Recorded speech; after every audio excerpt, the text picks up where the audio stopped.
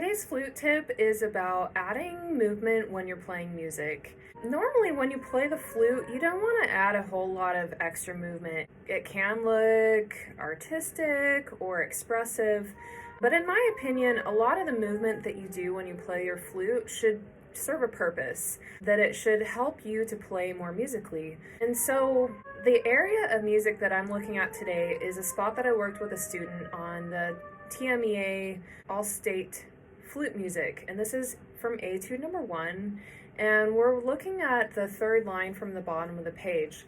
And the way she was playing this, it sounded very individualistic, very much like one beat at a time. It sounded kind of like this.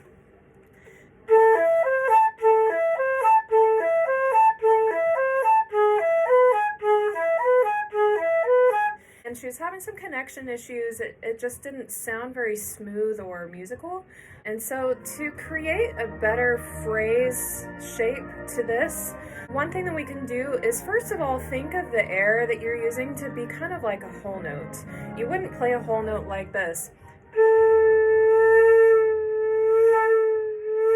where your air going fast and slow and fast and slow. You just want this really steady note. A good rectangular shaped note where it's nice and strong at the beginning and strong throughout. So we take that same idea with this measure and think of rectangular air.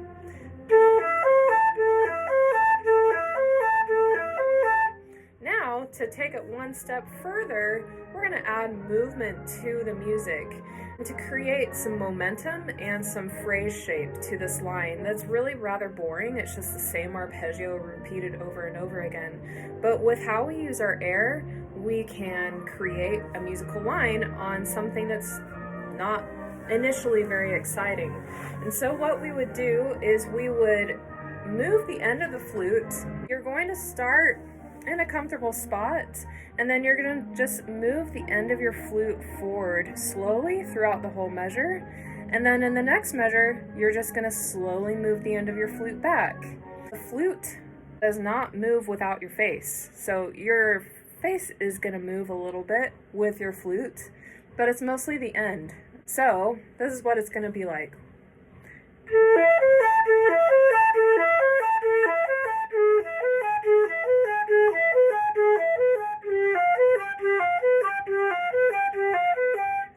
So all of a sudden, by adding in a little bit of movement, thinking about what your air is doing, you create some phrase shape to a line that's quite repetitive and doesn't have a whole lot of change or movement rhythmically besides the downbeat of each measure, but it sounds a lot better, a lot smoother, a lot more musical.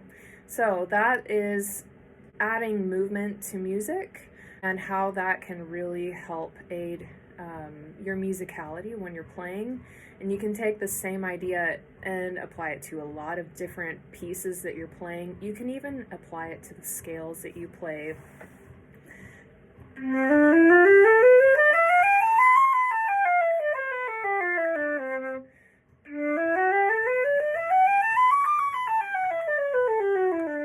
And add in that movement when you're warming up on scales. Even when I'm doing my warm-ups,